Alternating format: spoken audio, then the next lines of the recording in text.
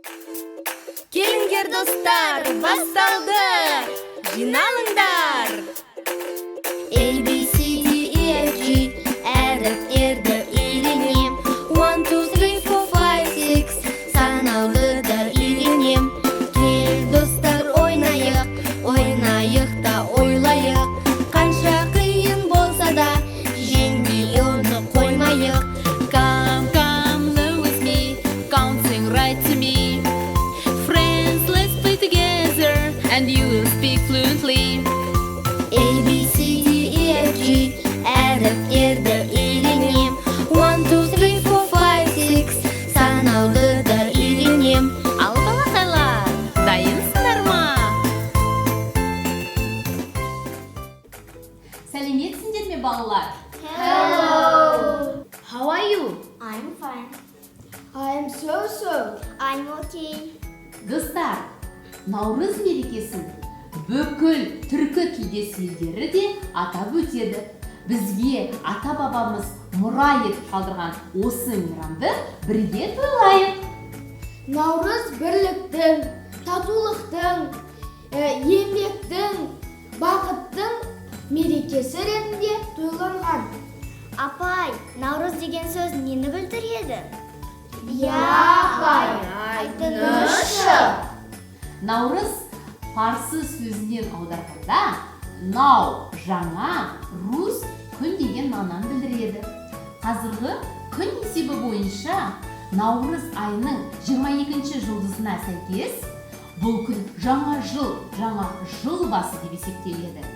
Достар, айта қойыңдаршы, Наурыз тойын біз қалай тойлаймыз? Мақал-мәтел айтамыз, ақмол болсын, қайда барсаң жол болсын. Апай, Наурыз тойында тақпақ айтамыз. Жыл басы Наурыз мереке ақнұрға әсем боялды. Наурыз тойы береке, тіршілік жаңа оянды. Жақсы, бәрекелді.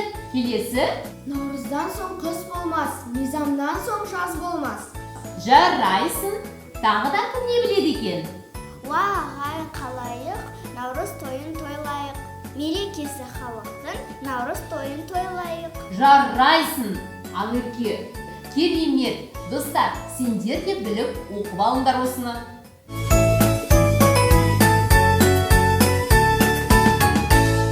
Балалар, Наурыз мейрамы ағылшын тілінде Наурыз holiday, яғни holiday дегеніміз мейрам дегенді білдіреді екен. Бірге қайталайық. Наурыз holiday. Наурыз мейрамының бір ерекшелігі осы мейрамда Наурыз көжесі әзірлейді. Наурыз көжесі 7 құрамнан тұрады. Наурыз көжесін әзірлеуге дайынсыздар ма? Жақсы. Ең алдымен аламыз деген ағылшын тілінде take. Қане қайталайық? Take. As the first we will take water. Қайталайықшы? Water. Ең бірінші дегеніміз first. Қайталайықшы? First. Тимурлан, айтшы маған, бір деген ағылшын тілінде қалай? First. Жоқ, one. Солай ма? Ал бірінші дегеніміз first. Тағы да бірден? First. Бір дегеніміз қалай болады екен? One. Өте жақсы. Ал бірінші first. Өте жақсы. Ең бірінші не алады екенбіз?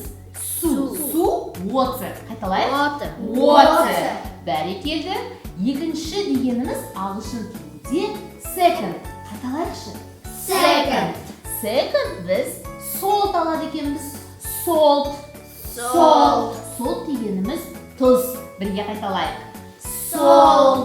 Second, salt. Окей, very good. Next. Үшінші бізде сөт деп айтады екенбіз. Сөт дегеніміз үшінші деген сөз. Қанеке тағы да сөт. Темірлан, сөт деп қойшы. Сөт. Өте жақсы. Ал үш деген қалай ағылшын тілінде? Three. Өте жақсы. Бұл бізде meat. Meat дегеніміз ет. Meat. Very good. Next.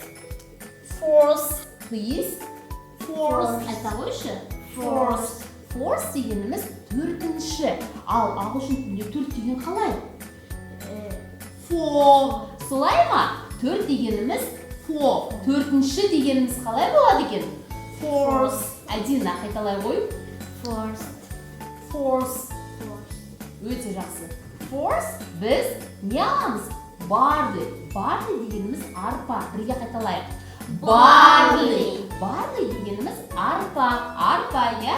Қанеке, Адина қайталай қой. Barley. Өте жақсы. Very good. Келесі кезекте бізде wheat. Қайталай қойшы. Wheat. Wheat дегеніміз бидай. Бесінші деген қалай болады? Fifth. Қайталайшы. Fifth. Ал бес деген ағылшын тілінде қалай? 5. Өте жақсы. Fifth, we will say what? We. Yes, you are right. We. Тағы да? We. Өте жақсы. Wheat деген не екен? Бидай. Өте жақсы. Келесі corn. Қайталайықшы. Corn дегеніміз жүгері. Ал алтыншы жүгері дегенді қалай айтамыз? Six. Қайталайықшы бірге. Алты деген қалай бізде болады, Нұрәлі? Six. Жақсы. Ал Ақерке, алтыншы деген қалай болады? Өте жақсы. Six. Я, тағы білем? Өте жақсы. Бұл бізде не? Corn. Қайталай ғой. Өте жақсы. Керемет. Келесі қатық қосамыз. Sevens. Қатық. Sevens дегеніміз жетінші. Ал қатық деген ағылшын тіліне аударылмайды, достар. Себебі бұл біздің ұлттық тағам болғандықтан ағылшын тіліне немесе тағы басқа тілдерге аударылмайды екен. Біліп қойыңдар. Келісті ғой, иә балалар? Өте жақсы. Достар, білесіңдер ме, не үшін осы тағамға біздің су қажет екенін? Суды етке қайнатып, менің анашым сорпа жасайды. Дұрыс айтасың, Айерке. Осы сорпаны алып, наурыз көжесіне қолданамыз. Енді барлық құрамдармен мен сендерді таныстырдым.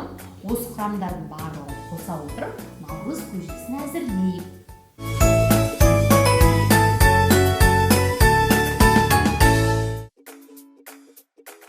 Достар, мінеки, біздің сорпамыз да дайын. Осы сорпаға әрбір құрамды бірге отырып қосайық. Бірінші, екінші, үшінші, тағы да басқа реттік сандарды қоса айтып отырамыз. Әйтпесе мен ретін ұмытып қалуы мүмкінмін. Қанеки, ең бірінші бізде отсы. Отсымыз бізде не айналды? Сорпа. Жақсы. Сорпаға енді не қосамыз? Екінші деген қалай болады? Second. Сол. Өте жақсы, Қанеки. Тұз болмаса, дәм болмасы деп, қане тұзымызды салайық. Келесі. Үшінші ет. Ағылшын тілінде айтайық. Third meat. Very good. Қанеки, миттан да қосып жіберейік. Бәрекелді. Өте жақсы, достар. Келесі. Төртінші арпа деген қалай болады, Адина? First barley. Тағы да бірге айтайық. First barley. Barley дегеніміз не, Ақерке? Маған айта қойшы. Barley дегеніміз арпа. Бәрекелді. Өте жақсы. Келесі, бесінші бізде не болады екен? Бидай. Бидай бесінші қалай болады? Fifth wheat. Өте жақсы. Fifth wheat. Бірге қайталаймыз. Fifth wheat. Тағы да wheat. Қайталайықшы. Wheat. Өте жақсы. Бәрекелді. Бесінші ма, алтыншы ма? Алтыншы. Қалай болады алтыншы дегеніміз? Six. Жүгері деген қалай болады, Ақерке? жүгері дегеніміз Corn. Тағы да бір рет. Corn. Six. Corn. Тағы да қайталай қойып. Six corn. Өте жақсы, балалар. Алтыншы құрамы ол бізде жүгері екен. Өте жақсы. Біздің наурыз көжеміз өте дәмді болайын деп тұр, достар. Қанеки, енді ең соңғысы қандай болады? Жетінші деген қалай? Sevens. Қатық. Қаталайықшы. Sevens. Қатық. Қатықты біз ағылшын тіліне аудара алмаймыз, достар. Естеріңде ме? Өте жақсы. Қанеки, қатықты қосамыз. Осылай енді барлық құрамдастарды бірге айт. Сендер маған көмектеспесіңдер достар, мына наурыз көже әзір болмау қалуы мүмкін. Барлығымыз бірге айтайық. Микс деп келістік қой, иә? Микс дегеніміз араластыр деген мағынаны білдіреді. Қанеке айтайық тағы да. Микс. Ой, бәрекелді. Тағы да бір рет қайталап жүрші Нұрәлі. Микс. Осы арқылы біз балалар наурыз көжесін де әзірледік. Қараңдаршы, ой, қандай дәмді. Қанеке, кім дәмін көргісі келеді екен? Жоқ, бұлай таласуға болмайды. Барлығымыз бөлісіп ішейік, солай ма достар? Жақсы. Ең бірінші қызыл жолы жіңішке Айерке деп еді. Қанеке, Айерке ала қойды. Рахмет, апай. Адина, мынау саған.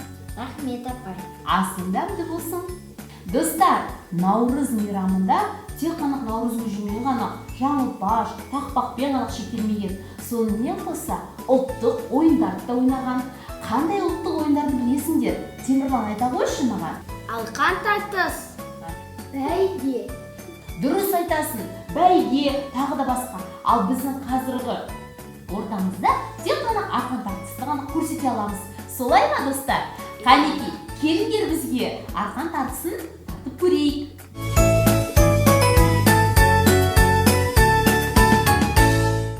Арқан тартысы ойыны бойынша балалар екі топқа бөлінеді. Оң және сол. Ал орталарында белгі қойылады. Сол белгіден қай топ күш асырып асатын болса, сол топ жеңіске жетеді. Дайынсыңдар ма? Қанеке, Адина Темірланның тобы жеңіске жетер ме екен? Жоқ, әлде Нұрәлі мен Айерке? Екіншіден белгіні білемін. Қанеке, және ағылшын тілінде 3-ге дейін санаған кезде ғана сендер бастайсыңдар.